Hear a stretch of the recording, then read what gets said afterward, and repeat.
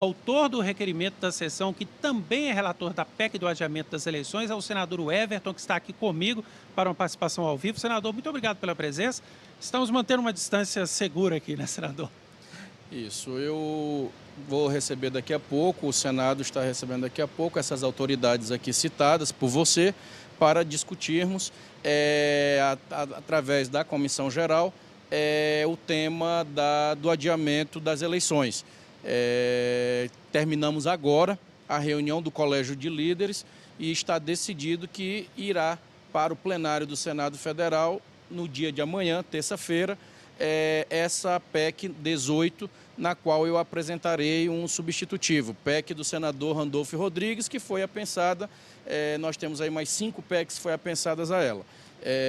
Então será votado amanhã, primeiro e segundo turno, quebraremos o intertício, e o segundo turno também no dia de amanhã, para poder já mandar para a Câmara dos Deputados e ela deliberar. Sim ou não, mas nós precisamos, essa semana, dando tudo certo, dar essa segurança e essa resposta à sociedade, até porque os candidatos e também os pré-candidatos precisam se organizar quanto à questão de prazo, de descompatibilização, prazos, inclusive, para manterem ou não as suas agendas, por exemplo, de inauguração, de recebimento de convênio e vários outros que implicam numa decisão ainda nesta semana do Congresso Nacional. O relatório do senhor vai estabelecer aquela data de 6 de dezembro e 20 de dezembro para a realização das eleições? Não, será 15 de novembro, primeiro turno, e 29 de novembro, segundo turno. A priori, no primeiro momento, o relatório que eu já tenho em mãos, claro que passivo de mudanças, por isso que nós vamos realizar essa comissão geral, mas eu passei o final de semana todo realizando várias conferências, reuniões com especialistas da área do direito eleitoral, com a sociedade civil organizada, com ex-ministros e o ministro Barroso, conversando, trocando ideias justamente para nós podermos construir um relatório com várias mãos, transparente, democrático e objetivo. É importante a sociedade compreender que esse assunto nós estamos tratando como tem que ser tratado, exclusivo, único para o momento.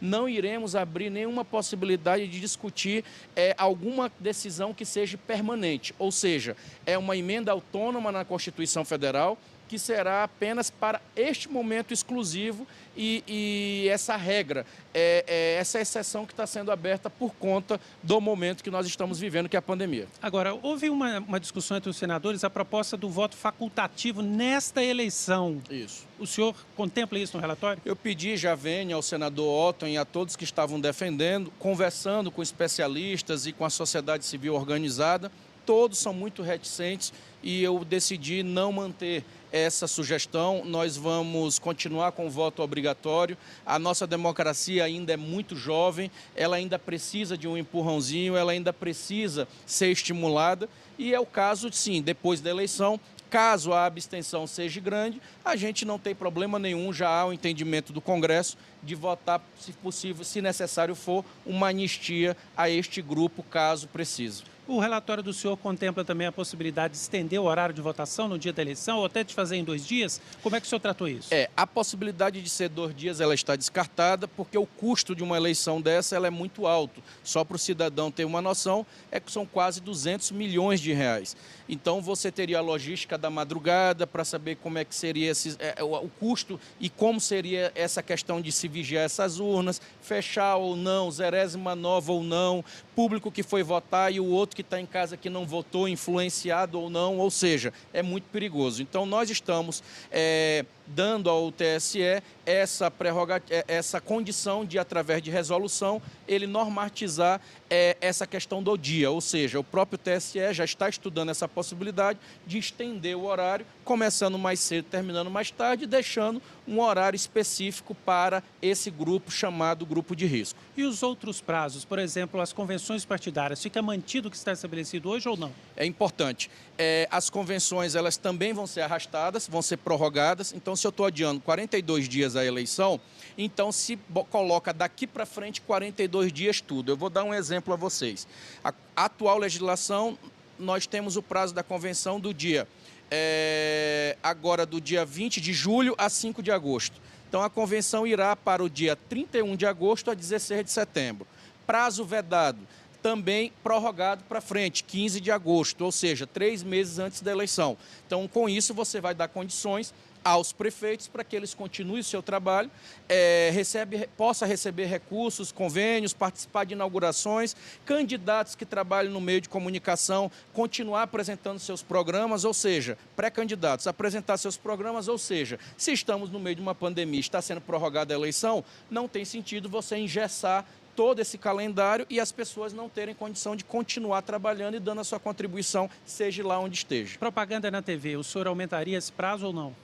É uma matéria que entraria na questão do Código Eleitoral, da lei eleitoral, e nós preferimos não tratar do assunto. A única coisa que a gente deixa lá expresso, porque nós estamos num país onde se tem todo tipo de cabeça, é um juízo, nós estamos deixando expresso que todas as leis eleitorais que tratam sobre campanha, propaganda para fazer campanha, estão mantidas e só serão suspensas caso tenha um laudo, tenha uma fundamentação de uma autoridade sanitária concordando com a suspensão de determinada atividade. Eu digo isso porque nós já recebemos, durante essas audiências que eu tive, vários relatos. Um promotor em uma cidade, ele acaba querendo, às vezes, legislar e tomar decisões que, às vezes, é apenas da cabeça dele, sendo optativo. Então, nós queremos que esse assunto seja ouvido, sim, os especialistas da área, assim como nós estamos ouvindo, para tomar a decisão de adiar a eleição. Então, as regras ficam mantidas. Se na lei diz que pode fazer carreata, se pode fazer as atividades, então, seguindo os padrões e as orientações das autoridades sanitárias. Uma última pergunta rapidinho, senador. Essa mudança, ela interfere no prazo de posse dos novos prefeitos? O tribunal garante que vai ser possível dar a posse no dia 1º? Não interfere. Será dia 18 de dezembro, nós estamos estipulando o prazo da diplomação e a posse continua mantida para o dia 1º de janeiro. É importante também, as pessoas, e muito importante essa informação que eu vou dar, muita gente diz assim, senador Everton, qual é a garantia que nós temos de colocar a eleição para o dia 15 de novembro e até lá, novamente, as autoridades sanitárias informarem que não pode mais realizar a eleição? E aí, qual é a solução? Nós estamos deixando 2 dispositivos lá na lei, nessa PEC. Casos municipais, então, num estado, eu vou lhe dar o exemplo do meu estado, do Maranhão. Se o estado do Maranhão, a autoridade sanitária, o Ministério Público Eleitoral, identificou que não tem como realizar a eleição em um determinado setor do meu estado, pode ele provocar o TRE, que vai provocar o TSE e tomar a decisão de adiar somente naquele local. Ou seja, você pode fazer uma eleição suplementar até o dia 7 de fevereiro, coordenado pelo TSE. Caso seja estados ou região do Brasil, aí o TSE vai reportar à Comissão do Covid-19 do Congresso Nacional que, convencidos de que tem que adiar, irá pedir autorização ao Congresso Nacional para fazê-lo através de um decreto legislativo. Assim, também dará mais segurança a todos e nós tomaremos a decisão de forma colegiada.